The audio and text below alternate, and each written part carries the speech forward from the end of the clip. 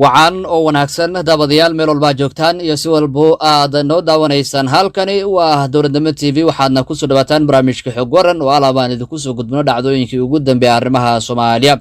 taariikhdu waxay ku beegan tahay 10ka bisha 6 ee June sanadkuna waa 2021 qodobada ugu waaweyn aad ku daawan doontaan daawadayaal barnaamijkeena xog waran waxa kamid ah wararkii ugu dambeeyay dagaal culus oo markaasi ka dhacay magaalada Baydhabo qodobada kale aad ku daawan doontaan daawadayaal waxa kamid ah midowga mucaaradka oo ku dhawaaqay war lama filaan ku noqday ra'iisul wasaaraha xukuumadda Soomaaliya kadib go'aankii 34 xubnood looga saaray gudiyada doorashada iyagoona uga digay Rooble in uu hal arin sameeyo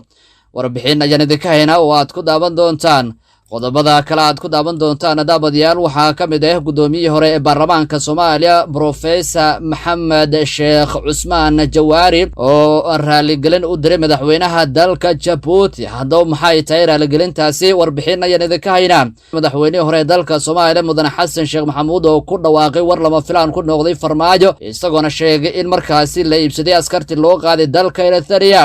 qodobadaas iyo qaar kale ayaa daawadayaal uga bogan doontaan hadwal raali ka noqdo intaan ku guda jirno barnaamijka xog waran balse daawadayaal intaynu u guda galin qodobadaas iyo qaar kale oo faahfaahsan hadii ay tahay markaad kugu horeysay oo aad soo booqatay Dowladnimo TV waxaan ku leenahay anaga hilmaamin subscribe gabalka furasi muuqaalada iyo warbixinada aan soo gelino aad u noqoto daawadaha u hore muuqaalka uu soo gaaro asxaabtaadu la wadaay kartaa wixii afkaarna qaybta commentiga ayaad nagu reebi kartaa waad ku maasantiin aynu guda galno daawadayaal barnaamijka xog waran oo dhameystiran aan ku bilaabay daawadayaal dagaal saacado badan qaatay ayaa ciidamada Ethiopia ee ka tirsan howlgalka midowga Afrika ee AMISOM iyo kuwa dawladda federaalka Soomaaliya oo dhinaca iyo al-shabaab ku dhaxmaray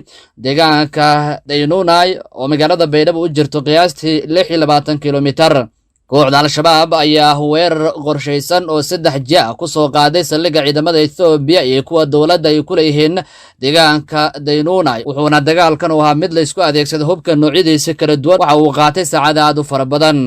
dhawaqa hubka la isku adeegsanayo dagaalka ayaa waxa laga maqlahay meel aad uga fog halka uu dagaalka ka dhacay wuxuuna geystay khasaare iskugu jiro dhimasho iyo dhaawac oo soo gaaray ciidamada dagaalamay iyo dad shacab oo ku nool deegaanka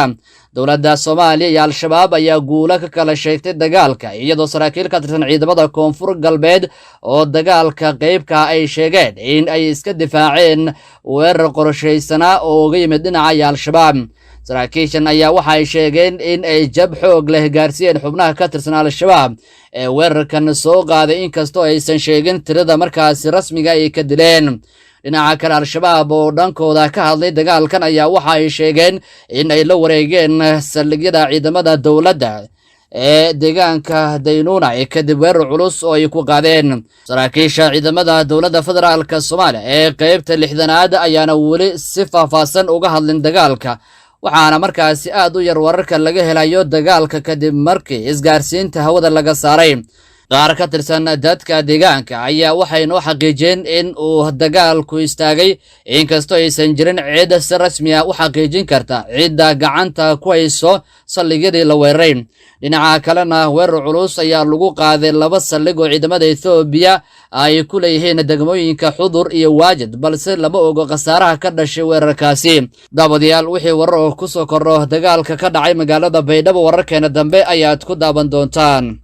Dowladnimo TV ayaad wali daawanaysaan daawadayaal bal imika aynu eegno jarjarayd oo shalayto ku qabtay magaalada Hargeysa ayuu xildhibaanka golaha deegaanka ku soo baxay Cabdikariin Axmed Mooge waxa uu markaasi kaga falceliyay eed loo soo jeeday oo ahayd inuu abaabulahayo dibadbaxyo ka dhana xukuumadda Somaliland wiilka uu dhalay Axmed Mooge Liibaan ayaa warkaasi ku tilmaamay mid been abuur ah sheegayna in uu u sharaxan yahay himiladiisana wali ay ka go'an tahay xilka maayarka magaalada Hargeysa waxa uu sheegay Mooge in ay markasta ku dadaalayaan isaga iyo taageerayaashiisa sidii ay markaasi uga shaqeyn lahaayeen sugidda amniga Somaliland oo biyo kama dhibcaan uu ku sheegay Cabdikariin oo wiil uu dhalay Allah u naxariiste fanaankii caanka ahaa Axmed Mooge Liibaan ayaa waxa uu ku guuleystay doorashada golaha deegaanka doorashadii dhawaan ka dhacday Somaliland waxaana uu ka mid ahaa shakhsiyaadkii ugu hadalhaynta badnaa kadib guushii uu ka gaaray doorashadii isbuuciina soo dhaafnay ka dhacday Somaliland marka anagu xaasha lilaahi anigu ma ihi mid waxa gala ama abaabula sidoo kalena taageerayaashida gobtihi qof quraato oo kamida oo aniga ila soo xiriiray oo ii sheegay inuu mudaharaad abaabulayo isna ma jiro dhaqanka ma lihin waxaanu leenahay dhaqanka wax dhisa waxaanu ka soo horjeednaa dhaqan kasta oo ammaanka wax yeelaya ama wax duminaya dadka sharfan ee aniga codkooda ay siiyey yaan abaalka ugu hayo iyagana waxa gaadhay warabeena oo ah cabdikariin axmed moogihi aad doorateen wuxuu ka tanaasulay wixii aad u doorateen taageerayaashayda dadkii codkayga siiyey Soomaaliland oo dhan waxaan u sheegayaa anigu isumaan sharaxin inaan ahaado oo kaliya mudane golo deegaan maalintii ugu horeysay ee aan ku dhawaaqay inaan musharaxahay waxaan sheegtay doonistayda iyo rabitaankayga waxaan u taaganahay oo u sharaxanahay inaan noqdo maayarka magaaladan aan jecelahay dadkayga ay doortayna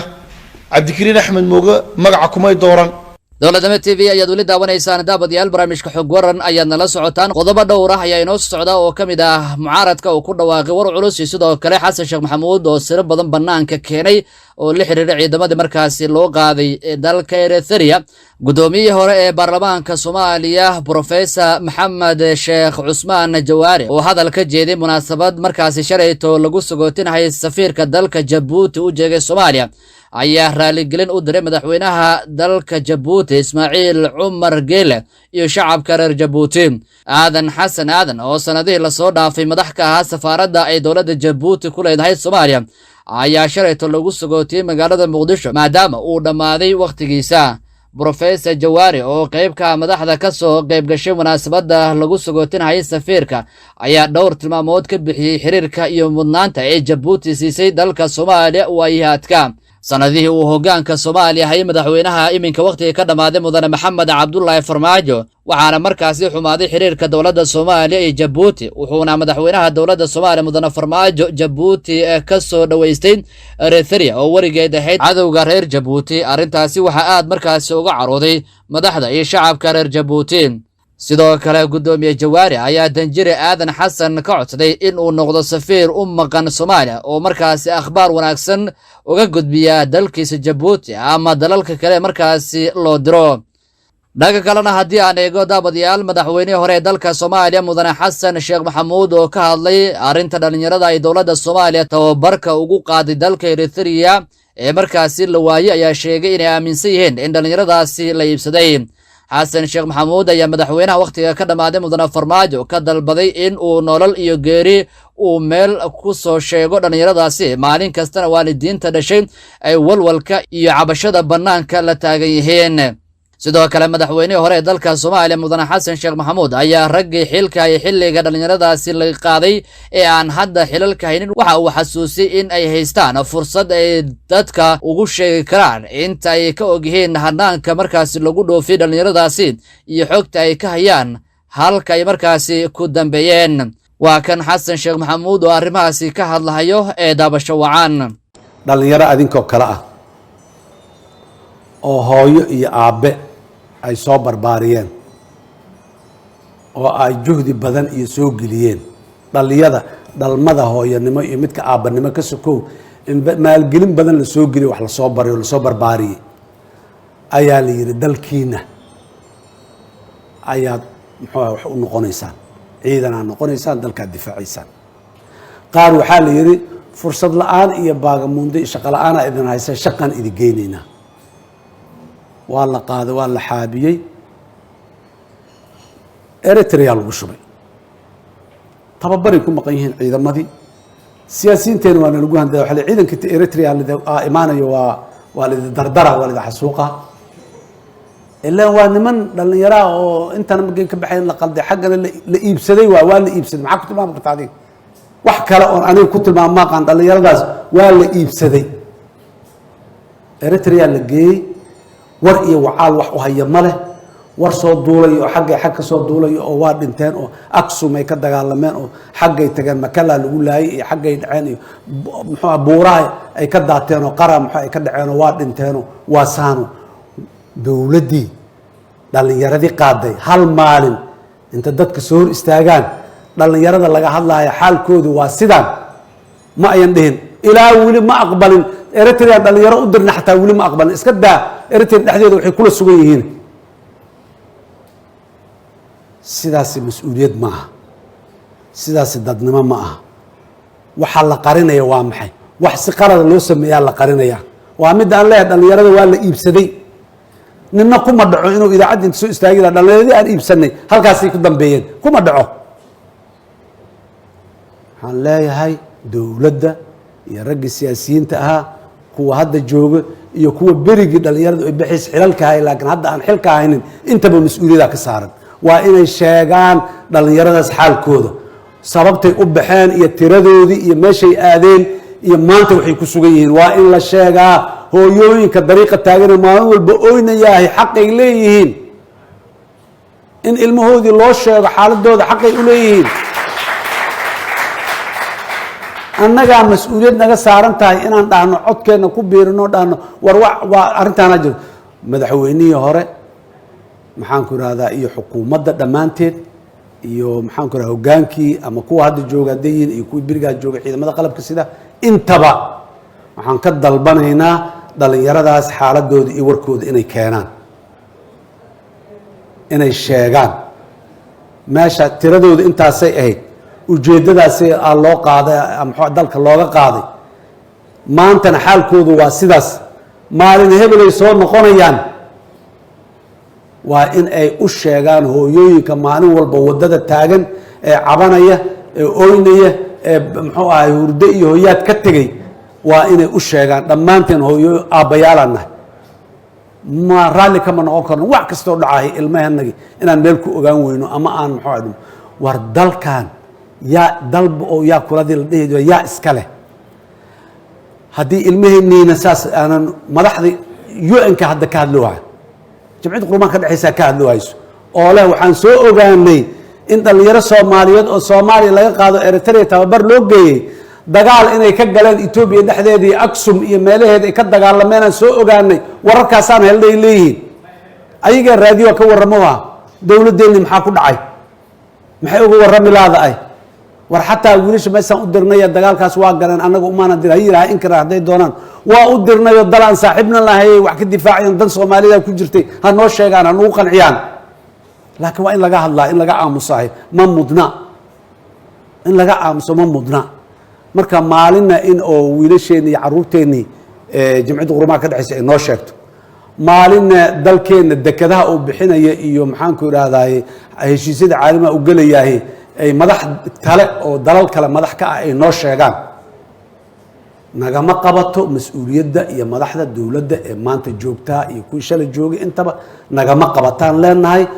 dowladdu iyo madaxdu waa kuwa dadka soo hor istaaga oo u sheega runta hadday kharaar tahay xataa waa loo sheega waa wax jira oo adiga aadan qarin maantaad qarinay beriyaad qarinay maalinta dambe intii hore ayadoo kasii kharaaray imaanay sheeg waxaan leenahay madaxweynihii hore iyo tiimkiisa iyo xukuumadda intaba shacbiga soomaaliyeed arinta dhalinyarada eritrea ma qarsoomi karto ha ka hadlaan ha hor yimaadiin dadka ha u sheegaan runtu hadday kharaar tahay xataa ha u sheegaan wax dhacay waaye hadday dhinteen waa la dhima jiray hadday nool yihiinna inay keenaana laga rabaa soo celiyaan dalka kusoo celiyaan ayagoo ciidan ha kusoo celiyaan ciidan ha ahaadaan haddii ayan ahayn ha noo soo celiyaan ugu dambeyn daabadayaal midowda mucaaradka ayaa si rasmi ah markaasi u soo dhoweeyey shaqada hordhaca ay qabteen guddiyada xaqiiq raadinta ee uu markaasi magacaabay ra-iisul wasaaraha xukuumadda soomaaliya mudane maxamed xuseen rooble kuwaasi oo loo xil saaray kala shaandhaynta xubnaha dacwadda laga keenay ee guddiyada doorashada heer federaal iyo heer dowlad goboleed guddigaasi ayaa go'aamiyey in 34 xubnood laga saaro guddiyada doorashada hase yeeshee waxa ay markaasi ka tageen 33 xubnood oo kale oo ka mid ah 67 xubnood ay markaasi cabashada ka keeneen midowda mucaaradka qoraal ka soo baxay golaha midowda mucaaradka ayaa lagu sheegay in golaha uu si taxadar leh u soo dhaweynayo shaqada hordhaca ee ay qabteen guddigaasi balse waxa ay soo jeediyeen dalab kale oo cusub golaha midowda musharaxiinta waxay soo dhaweynayaan dadaalada dhaqangelinta heshiiska doorasho ee 27 bishii May lagu gaaray magaalada Muqdisho ee uu markaasi hogaaminayay ra-iisul wasaaraha xukuumadda Soomaaliya mudane maxamed xuseen rooble ayaa lagu yiri qoraal ka soo baxay midowda mucaaradka golaha ayaa codsaday in guddiga xaqiiqo raadinta uu si daahfuran oo madax bannaan u soo bandhigo habraaca iyo hanaanka loo maray kala shaandhaynta xubnaha guddiyada doorashada ee heer federaal iyo heer dowlad goboleed sidoo kale waxa uu golaha midowga mucaaradka qoraalka uu shalayto soo saaray ku dalbaday in magacaabista xubnaha cusub ee guddiyadan doorashada ay noqdaan kuwo markaasi loo maray habraac iyo hanaan daahfuran oo markaasi ku salaysan heshiiska doorashooyinka ee lagu gaaray magaalada muqdisho waxay arrintaasi dalbashadeeda ku sababayeen si looga hortago in mar kale ay guddiyada doorashooyinka ka mid noqdaan xubno ka tirsan shaqaalaha rayidka ee dowladda ciidamada iyo xubno markaasi taageero u ah madaxweynaha dowladda Soomaaliya mudane maxamed cabdullaahi farmaajo guud ahaan daawadayaal qodobkaasi ayaan ku soo gabagabeynayaa barnaamijka xog waran oo alaaba aad kala socoteen dowladnimo TV intaan daawadayaal barnaamijkan kiis xigaan ku kulmi doono waxaan idinku dhaafeynaa sidaas wassalaamu calaykum waraxmatullaahi tacaala wabarakaatu